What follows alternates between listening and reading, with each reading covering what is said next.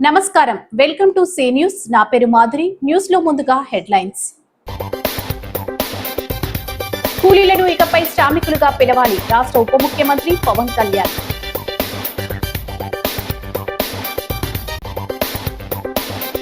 వీధి కుక్కల నియంత్రణలో రోల్ మోడల్, ఏబీసీ సెంటర్ను సందర్శించిన ఆదిరెడ్డి వాసు.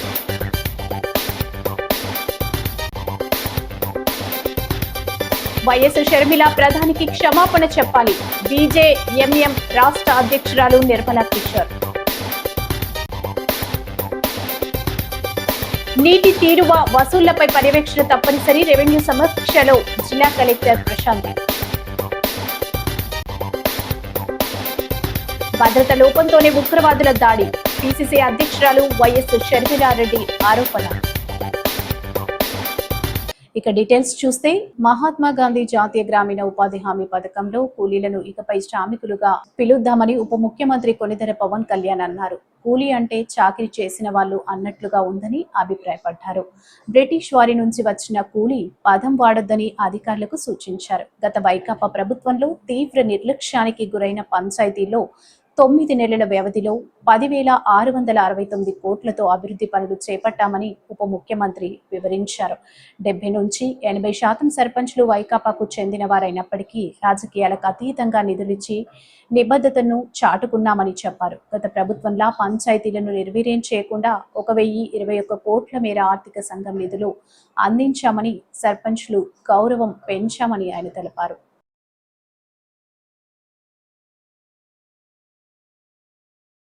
కక్ష సాధించం ఎవరి మీద. నాకు కావాల్సిందల్లా పంచాయతీకి ఏ నిధులైతే ఇవ్వబడ్డాయో అవి సంపూర్ణంగా ఖర్చు కాబడాలి. ఏ ఉద్దేశంకి అయితే ఇవ్వబడిందో డబ్బు, ఆ డబ్బు సంపూర్ణంగా దానికే నిర్దేశించిన డబ్బు దానికే ఖర్చు పెట్టగలగాలి. ఎలాంటి అవకతవకలు లేకుండా దయచేసి చూడండి అని చెప్పి ఆ బాధ్యత తీసుకున్నప్పుడు ఆయన చాలా మనస్ఫూర్తిగా, శశిభూషణ్ గారు చాలా మనస్ఫూర్తిగా తీసుకొని మేము మనం ఇన్ని కార్యక్రమాలు చేస్తుంటే వెన్నంటే ఉన్నందుకు ముందుగా శశికుమార్ గారికి నా ప్రత్యేకమైన ధన్యవాదాలు. అలాగే ఇక్కడ కేరళ నుంచి మన ఆంధ్ర సేవ చేయాలని చెప్పి వచ్చిన కృష్ణతేజ గారికి, మిగతా ఉన్నతాధికారులందరికీ ప్రత్యేకంగా నా ధన్యవాదాలు తెలుపు. మీరే లేకపోతే ఈరోజున ఇంత విజయవంతంగా, ఇంత వడివడిగా రోడ్లు వేయటం నిర్మాణం దగ్గర కావచ్చు, ఫామ్ పాండ్స్ కావచ్చు, నీటి తొట్టులు కావచ్చు, గ్రామాల రహదారులు కావచ్చు, ఈ వేదిక పైన ఉన్న కీలకమైన వ్యక్తులు ఎవరు కనుక లేకపోయినుంటే, అలాగే అదే స్థాయిలో కింద గ్రామ స్థాయిలో కూడా వ్యక్తులు బలమైన సమూహం లేకపోయినుంటే ఈ రోజున ఇంత వేగవంతంగా రోడ్లు వేసేవాళ్ళం కాదు, ఎన్ని పనులు చేయగలిగే వాళ్ళం కాదు. అలాగే మేము ఇందాక శశిభూషణ్ గారు మాట్లాడుతూ కొన్ని కాంట్రాక్ట్స్ చేసిన దాన్ని ఇంకా కొంచెం చాలా నమ్మకం మీద భరోసా పెట్టారు ఈ ప్రభుత్వం మీద. కొంతమంది బంగారం తాకట్టు పెట్టి కూడా మేము పనులు చేసాం. ఎందుకంటే మాకు ఈ ఎన్డీఏ ప్రభుత్వం మీద గౌరవ ముఖ్యమంత్రి శ్రీ నారా చంద్రబాబు నాయుడు గారి నాయకత్వాన, సమర్థవంతమైన నాయకత్వాన మాకు చాలా బలమైన నమ్మకం ఉంది అని చెప్పి డబ్బులు ఇవ్వకపోయినా కానీ, ఇంకా రిలీజ్ కాకపోయినా పనులు చేసినందుకు ప్రతి కాంట్రాక్టర్స్ ప్రతి ఒక్కరికి పేరు పేరున నా ధన్యవాదాలు తెలుపుతున్నాను. కొంత నిధులు, కొంత శాతం ముందు వచ్చినంత నిధులు కొంత జాప్యం ఉంది. ఇది కేవలం ఏంటంటే ఇది మన రాష్ట్ర ప్రభుత్వం సంబంధించింది కాదు, ఇది కేంద్ర ప్రభుత్వం అన్ని రాష్ట్రాలకి నిధులు విడుదల చేసే దాంట్లో కొంత జాప్యం ఉంది. అది ఫైనాన్షియల్ ప్లానింగ్లో కొంత జాప్యం జరిగింది. అందుకనే మొన్న ఫైనాన్స్ కమిషన్ మీటింగ్ కూడా జరిగింది. దాంట్లో భాగంగా అన్ని వాళ్ళకి చూసుకున్న తర్వాత ఖచ్చితంగా ఇంకో కొద్ది రోజుల్లోనే మనకి ఆ నిధులు వస్తాయి అనేది నాకు సంపూర్ణమైన విశ్వాసం ఉంది. దానికి మాకు తెలియ కూడా చేశారు. సో మీ అందరికీ ఆ భరోసా అయితే ఇస్తున్నాను మీకు. వీధి కుక్కల నియంత్రణలో రాజమండ్రి ఏబీసీ సెంటర్ రాష్ట్రానికి రోల్ మోడల్ అని రాజమండ్రి సిటీ ఎమ్మెల్యే ఆదిరెడ్డి శ్రీనివాస్ అన్నారు. వారి మార్కెట్ సెంటర్, ఏబీసీ సెంటర్ను శుక్రవారం ఆయన టీడీపీ నాయకులు, కార్పొరేషన్ అధికారులతో కలిసి సందర్శించారు. అనంతరం ఎమ్మెల్యే ఆదిరెడ్డి శ్రీనివాస్ మీడియాతో మాట్లాడుతూ, రాజమండ్రి నగరంలో వీధి కుక్కల బెడద లేకుండా చేసేందుకు 101 కెనాల్స్ ద్వారా కుక్కల నియంత్రణకు అధికారులు చర్యలు చేపట్టారని తెలిపారు. గతంలో ఇన్ని కెనాల్స్ లేవని, కూటమి అధికారంలోకి రాగానే ఎక్కడికక్కడ వీటి సంఖ్య పెంచామని చెప్పారు. ఏబీసీ సెంటర్లో అన్ని మౌలిక సదుపాయాలు, వైద్య సిబ్బంది ఉన్నట్లు చెప్పారు. మిగతా కార్పొరేషన్లలో ఇలా చేసిన రాజమండ్రి ఏబీసీ సెంటర్లో మాత్రం కుక్కల నియంత్రణకు అద్భుతమైన రీతిలో చర్యలు చేపట్టామని ఎమ్మెల్యే ఆదిరెడ్డి వాసు చెప్పారు. సురక్షతని దృష్టిలో పెట్టుకొని కెనల్స్ యొక్క సంఖ్యను పెంచాం. ఏదైతే ఒక ఆపరేషన్ థియేటర్కి అదనంగా ఇంకొక ఆపరేషన్ థియేటర్ని నిర్మించుకున్నాం, అందుబాటులో తీసుకొచ్చాం. గతంలోని ఒక 20-25 ఆపరేషన్స్ పర్ డే చేయగలిగితే ఇప్పుడు 50 ఆపరేషన్స్ అంటే సర్జరీస్ పర్ డే చేసే కెపాసిటీకి సెంటర్ పెరిగింది. నాకు తెలిసి ఇక్కడ ఉన్న ఏదైతే ఇన్ఫ్రాస్ట్రక్చర్ కానీ, డాక్టర్స్ కానీ, ఇక్కడ జరుగుతున్న సిస్టమ్ కానీ రాష్ట్రంలోని మరెక్కడా లేదన్నది చాలా గర్వంగా చెప్తా ఉన్నాను. రాష్ట్రంలో మరెక్కడ కూడా ఈ మాదిరిగా లేదు. చేస్తున్నారు. రాష్ట్రంలో ప్రతి చోట, ప్రతి కార్పొరేషన్, మున్సిపాలిటీలోని కార్యక్రమాలు జరుగుతున్నాయి. కానీ రాజమహేంద్రవరంలోని ఏబీసీ సెంటర్ నిర్వహిస్తున్న విధానం రాష్ట్రానికి ఒక రోల్ మోడల్. ఇప్పుడు అదనంగా ఏదైతే 46 ఎల్లుండ ప్రారంభించుకోబోతా ఉన్నాం, చాలా పద్ధతిగా వాటికి ఏ విధమైన పారిశుధ్య పరంగా కూడా సమస్య లేకుండా, అలాగే వీటి నుంచి వచ్చే వ్యర్థాలన్నీ కూడా ప్రాపర్గా డ్రైనేజ్లో వెళ్ళే విధంగా నిర్మించుకోవడం జరిగింది 60 లక్షలతో. అది ఎల్లుండి ఆదివారం ఉదయం ప్రారంభించుకోబోతా ఉన్నాం. యాంటీ ర్యాబిస్ వ్యాక్సినేషన్ కూడా, ఎందుకంటే ఇది ఏబీసీ సెంటర్స్కి సిస్టర్ ప్రోగ్రామ్. ప్రతి డాగ్ని మనం యాంటీ ర్యాబిస్ వ్యాక్సినేషన్ చేయగలిగితేనే ఈ ర్యాబిస్ వ్యాధిని అన్నదాన్ని మనం నియంత్రించగలుగుతాం. ఎందుకంటే ఆ ర్యాబిస్ వ్యాధి ఉన్న కుక్క ఎవరినైనా కరిచినా, మరో కుక్కని కరిచినా, లేకపోతే మనుషుల్ని కరిచినా అది ప్రాణాపాయం. కాబట్టి యాంటీ ర్యాబిస్ వ్యాక్సినేషన్ అన్నది, దానికి ర్యాబిస్ ఉందా లేదన్నది కాదు, పుట్టబోయే పిల్లలతో సహా అన్నిటికీ చేసుకుంటూ వెళ్ళినట్లయితే ఏదైతే మనకి నగరంలో సుమారు 20,000 కుక్కలు ఉన్నాయనేది మనం సర్వే చేసుకున్నాం. అది మనకి నియంత్రించుకోవడానికి అవుతుంది ర్యాబిస్ అన్న వ్యాధిని. జమ్మూ కాశ్మీర్ పెహల్గాంలో జరిగిన ఉగ్రదాడి ఘటనను రాజకీయం చేయడం పీసీసీ అధ్యక్షురాలు వైఎస్ షర్మిలారెడ్డికి తగదని బీజేపీ మహిళా మోర్చా రాష్ట్ర అధ్యక్షురాలు నిర్మల కిషోర్ పేర్కొన్నారు. ప్రధాని మోడీపై అనుచిత వ్యాఖ్యలు చేసిన ఆమె క్షమాపణ చెప్పాలని డిమాండ్ చేశారు. స్థానిక క్వారీ మార్కెట్ సెంటర్ బీజేపీ కార్యాలయంలో శుక్రవారం జరిగిన మీడియా సమావేశంలో ఆమె మాట్లాడుతూ, జరిగిన ఘటన చాలా హేయమైనదని, దీన్ని దేశవ్యాప్తంగా ప్రజలందరూ ముక్త కంఠంతో ఖండిస్తున్నారని, ఈ ఘటనను కూడా రాజకీయంగా ఉపయోగించుకోవాలని, దేశాన్ని విచ్ఛిన్నం చేయాలని కాంగ్రెస్ పార్టీ ప్రయత్నించడం దారుణమని మండిపడ్డారు. యూపీఏ ప్రభుత్వం తీసుకున్న నిర్ణయాల కారణంగానే జమ్మూ కాశ్మీర్లో నేటికి హింస చెలరేగుతుందని, పీఓకే సమస్య అపరిష్కృతంగా మిగిలిపోయిందని అన్నారు. దేశ అభివృద్ధి విషయంలో కానీ సంకల్పంతో పనిచేస్తున్నటువంటి నరేంద్ర మోదీ గారిపై రాజకీయ ప్రయోజనాల కోసం అని చెప్పి షర్మిలారెడ్డి గారు చేసినటువంటి తీవ్ర వ్యాఖ్యలను భారతీయ జనతా పార్టీ ఖండిస్తూ ఉంది. దానికి సంబంధించి రాష్ట్ర అధ్యక్షులు మహిళా మోర్చా అధ్యక్షురాలు నిర్మలా కిషోర్ గారు ఈ సందర్భంగా మాట్లాడతారు. భారత ప్రధానమంత్రిని ఒక టెర్రరిస్ట్ లాగా మాట్లాడడం ఏంటండి ఇది? గత 10 సంవత్సరాల్లో భారతదేశంలో ఒక్క ఉగ్రదాడి జరగలేదు. ప్రపంచ దేశాలన్నీ కూడా భారత భద్రతా వ్యవస్థని శ్లాఘిస్తూ ఉన్న ఇటువంటి సందర్భంలో ఆవిడ, మేమైతే ఖచ్చితంగా ఆవిడ రాజకీయ ఉనికి కోసమే మాట్లాడుతున్నారని అనుకుంటున్నాం. భారతదేశ ప్రధానమంత్రి కుటుంబ వ్యవస్థ లేకుండా ఆయన భారతదేశం కోసమే అహర్నిశలు కష్టపడుతున్నారన్న అంశం మనందరికీ తెలిసిన విషయమే. వాళ్ళ కుటుంబంలోని వ్యవహారాలన్నీ కూడా మీడియాకి అన్నీ తెలిసినాయే. వాళ్ళ కుటుంబాన్ని ఉన్న సమస్యనే పరిష్కరించుకోలేని షర్మిలారెడ్డి ఈరోజు భారత ప్రధానమంత్రి గురించి మాట్లాడే స్థాయి నీకుందా? అసలు నువ్వు అసలు నీ స్థాయిని మర్చిపోయి ఏదో రాజకీయం చేయాలనుకుంటున్నామేమో భారత ప్రజలు. అదేవిధంగా భారతీయ జనతా పార్టీ, ముఖ్యంగా మహిళా మోర్చా దీన్ని చూస్తూ ఊరుకోదు. నీకు తగిన గుణపాఠాన్ని చెప్పడానికి సిద్ధంగా ఉన్నాం. అసలు భారతదేశంలో ఏం జరుగుతుందో నీకు తెలుసా? భారత భద్రతా వ్యవస్థ ఎంత పటిష్టంగా ఉందో నీకు తెలుసా? అసలు భారతదేశంలో గత 10 సంవత్సరాలుగా ఇక్కడ ఎలా ఉంది, ఏం జరుగుతుంది, అభివృద్ధి ఏంటి, అభివృద్ధి కోసం భారత ప్రధానమంత్రి ఏ విధంగా తీసుకుంటున్నారన్న విషయాలు ఏమీ తెలియకుండా ఇప్పటికిప్పుడు ఈ సంఘటన అందరూ కూడా ఇంత దురదృష్టకరమైన సంఘటన జరిగింది అని భారతదేశం, అదే ప్రపంచ దేశాలు కూడా బాధపడుతున్న సందర్భంలో నువ్వు వచ్చి రాజకీయం చేయాలనుకోవడం ఇది చాలా అమానుషమైన చర్య. అక్కడ జరిగిన సంఘటన, నవవధువు కాళ్ళ పారాణి ఆరకుండా అలా రోధిస్తూ ఉంటే నీకు రాజకీయం చేయాలనిపించింది? అసలు నువ్వు అసలు ఆడజాతికి పుట్టిన మనిషివేనా అని మేమందరం కూడా ఆలోచిస్తున్నాం. ఎందుకంటే అసలు ఈ సంఘటన ఆధారంగా రాజకీయం చేయాలని ఎలా అనిపించింది నీకు? అసలు ఎన్ని కుటుంబాలు, అసలు హిందూ ముస్లిం అన్నది ఎక్కడా లేదు. వాళ్ళు వచ్చి మతం ఆధారంగా ఈరోజు అక్కడ దాడి జరగడం అన్నది మనందరికీ తెలిసిన విషయం. అక్కడ ప్రత్యక్ష సాక్షులు చెప్తున్నారు మనకి, నువ్వు హిందువా ముస్లిమా అని అడిగారు, ప్యాంట్లు విప్పదీసి మరీ కాల్చి చంపారు అని చెప్తున్న సందర్భంలో దీన్ని ఇంకా సమర్థించుకోవాలని, విచ్ఛిన్నకర రాజకీయాలు చేయాలని, ఈ విచ్ఛిన్నకర రాజకీయాలే మీ మనుగడ అని చెప్పి మేమందరం భావిస్తున్నాం. దీన్ని పూర్తిగా మేము ఖండిస్తూ ఉన్నాము.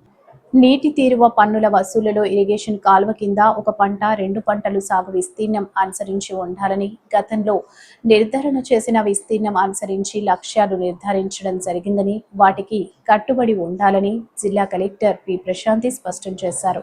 క్షేత్రస్థాయి రెవెన్యూ అధికారుల సమావేశం జిల్లా joint collector S Chinnaramudu, DRO T సీతారామూర్తితో కలిసి కలెక్టర్లు రెవెన్యూ అంశాలు, పీజీఆర్ఎస్ రీసర్వేలపై సమీక్ష నిర్వహించారు. కలెక్టర్ ప్రశాంతి మాట్లాడుతూ మండల వారీగా వాటర్ యూజర్స్ అసోసియేషన్ వివరాలు ప్రచురించాలన్నారు.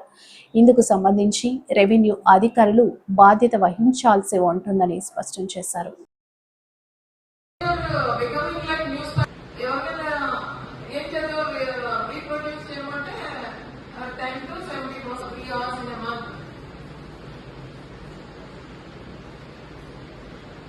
వాటర్ ట్యాక్స్ కూడా మనం కలెక్ట్ చేసుకోవాలని పరిస్థితులు ఉంటే మనకి మనం రెవెన్యూగా ఏం చెప్పుకుంటాం?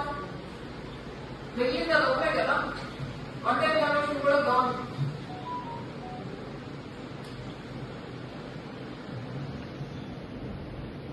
చెప్పండి, మీ డివిజన్ లో ఎన్ని కమిటీస్ ఎలక్షన్స్ జరిగాయి? What is actually notified?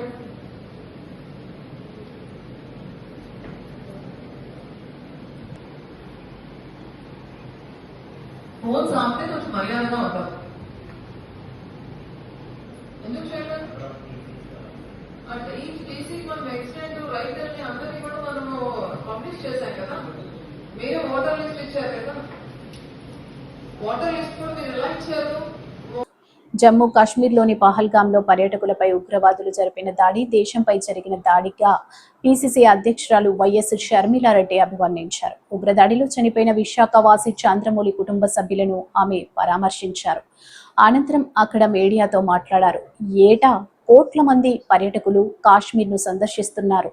అలాంటి ప్రాంతంలో భద్రతా లోపం కారణంగానే ఉగ్రదాడి జరిగింది. అందులో పర్యాటకులు ప్రాణాలు కోల్పోవడం బాధాకరమన్నారు. ఈ ఘటనకు మోదీ, అమిత్ షాలే బాధ్యత వహించాలి అని డిమాండ్ చేశారు. నిఘా వ్యవస్థ మొత్తం ప్రధాని మోదీ కోసమే పనిచేస్తుందని విమర్శించారు. I have a message for the Prime Minister of India. I have a message for the Prime Minister of India. My message is that, Mr. Modi, you said you are the Chowkidar. You said your government is the Chowkidar. But today,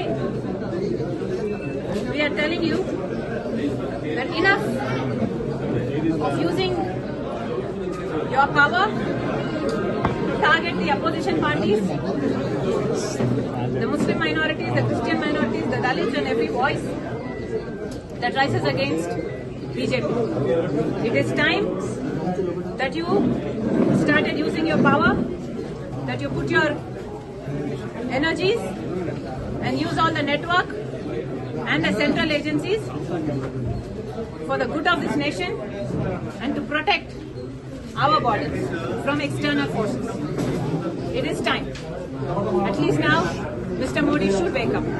నాయి బ్రాహ్మణుల అభివృద్ధి CM Chandrababu నేతృత్వంలోని కూటమి ప్రభుత్వంతోనే సాధ్యమని రుజువైందని ధన్వంతరి నాయి బ్రాహ్మణ సమైక్య రాష్ట్ర అధ్యక్షుడు సుందరపల్లి గోపాలకృష్ణ, రాష్ట్ర నాయి బ్రాహ్మణ కార్పొరేషన్ డైరెక్టర్ యానాపు యేసు, హైకోర్టు పూర్వ పిపి కొండేటి కనకలింగేశ్వరరావు అన్నారు. ఆలయాల్లో పనిచేసే నాయి బ్రాహ్మణులకు నెలవారీ భృతిని 20,000 నుంచి 25,000కు పెంచుతూ కూటమి ప్రభుత్వం ఉత్తర్వులు జారీ చేయడం, 44(6)A కేటగిరీ కింద దేవాలయాల్లోని కేశ ఖండనలో పనిచేస్తున్న వారికి వర్తించేలా జీవో జారీ చేయడం అభినందనీయమన్నారు.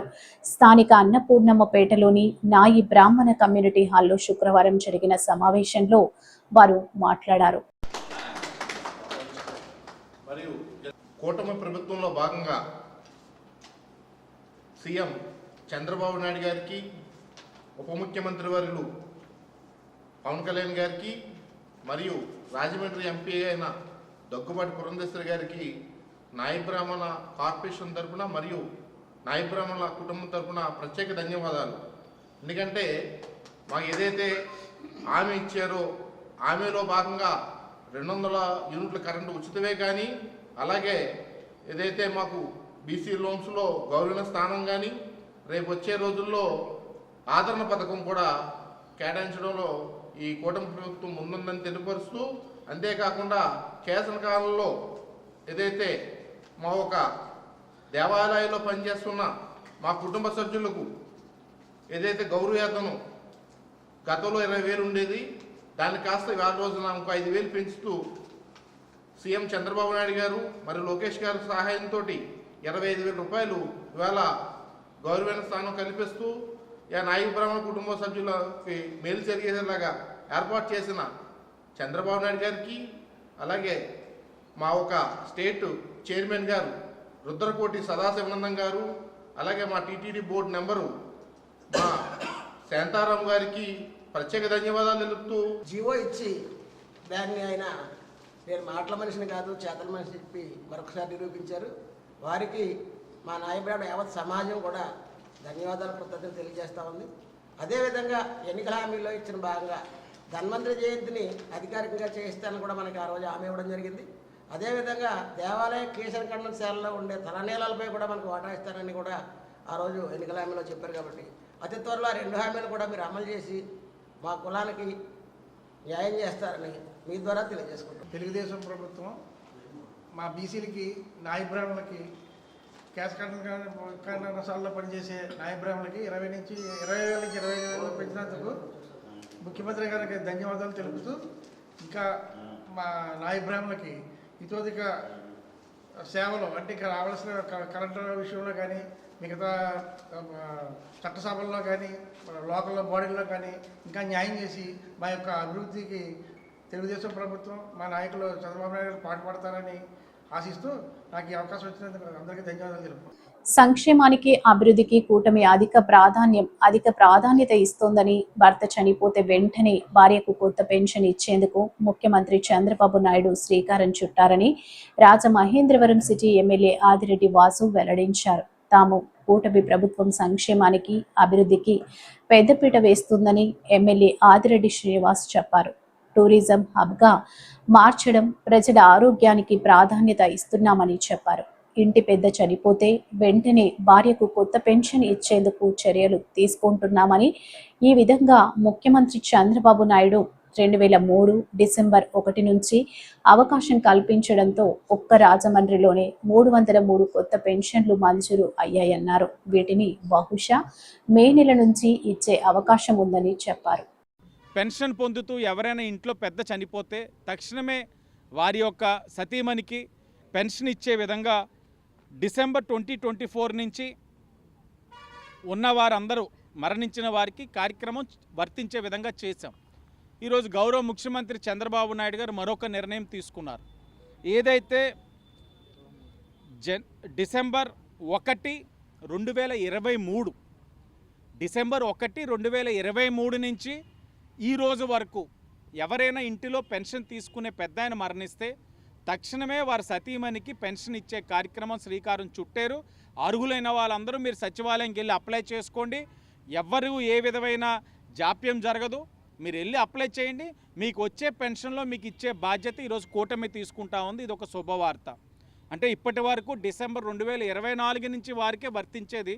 కానీ ఈ రోజున గౌరవ ముఖ్యమంత్రి గారు తీసుకున్న నిర్ణయంతో డిసెంబర్ 1, 2023 నుంచి ఇప్పటి వరకు ఎవరైనా ఇంటి పెద్దను కోల్పోతే వారి ఇంటిలో వారి సతీమణి తక్షణమే అప్లై చేసుకున్నట్లయితే వచ్చే పెన్షన్ అంటే మే కాకపోయినా జూన్ నుంచైనా సరే, లేకపోతే మే మిడ్ నుంచైనా సరే వారికి పెన్షన్ ఇచ్చే బాధ్యత కూటమి తీసుకుంటుందని ఈరోజు గర్వంగా చెప్తా ఉన్నాను. అందరూ కూడా అప్రమత్తమై అర్హులైన వాళ్ళందరూ కూడా మా దగ్గరికి ఇప్పటికే అర్హత లిస్ట్ ఇచ్చున్నారు. సుమారు 303 మంది వచ్చారు, ఇంకా పెరగచ్చు. అంటే సుమారు 500 మంది కొత్త పెన్షన్స్. మీరు గమనించండి, గత వైఎస్ఆర్సీపీ ప్రభుత్వంలో పెన్షన్ తీసే కార్యక్రమం చేశారు, కానీ ఒక్క కొత్త పెన్షన్ ఇచ్చిన పాపానికి వైసీపీ వాళ్ళు పోలేదు. కానీ కూటమి ప్రభుత్వం కొత్తవి ఇస్తూ ఉంది, ఎప్పటికప్పుడు సవరణలు తీసుకొస్తూ ఉన్నాం. ఇప్పుడు సుమారు మరలా 300 పైన కొత్త పెన్షన్లు ఇచ్చే కార్యక్రమం కూడా తీసుకుంటున్నాం. ప్రజలు అప్రమత్తమై అర్హులైన వాళ్ళు దాన్ని కూడా అప్లై చేసుకోవాలని తెలియజేసుకుంటూ ధన్యవాదాలు. తూర్పు గోదావరి జిల్లా నిడదవోలు నియోజకవర్గం తాడిమల్ల శివారులో కొబ్బరికాయలు కోస్తూ కరెంటు షాక్తో మృతి చెందిన కోలా ధనరాజు మృతదేహాన్ని రాష్ట్ర పర్యాటక సాంస్కృతిక శాఖ మంత్రి కందుల దుర్గేష్ పరిశీలించి ప్రమాద ఘటనకు సంబంధించిన వివరాలు అడిగి తెలుసుకున్నారు. ఇక వివరాల్లోకి వెళ్తే గురువారం మధ్యాహ్నం దినచర్యలో భాగంగా కోలా ధనరాజు యథావిధిగా కొబ్బరి తోటకు వెళ్లారు. కొబ్బరికాయలు తీస్తూ కొబ్బరి ఆకు 3 ఫేజ్ వైర్ మీద పడడంతో షాక్కు గురై అక్కడికక్కడే మృతి చెందారు. విషయం తెలిసిన వెంటనే మంత్రి కందుల దుర్గేష్ నిడదవోలు ప్రభుత్వ ఆసుపత్రికి చేరుకుని కోలా ధనరాజు మృతదేహాన్ని స్వయంగా పరిశీలించి కుటుంబ సభ్యులను పరామర్శించారు. అధికారులను అడిగి వివరాలు తెలుసుకున్నారు. అనంతరం బాధిత కుటుంబ సభ్యులకు ధైర్యం చెప్పారు.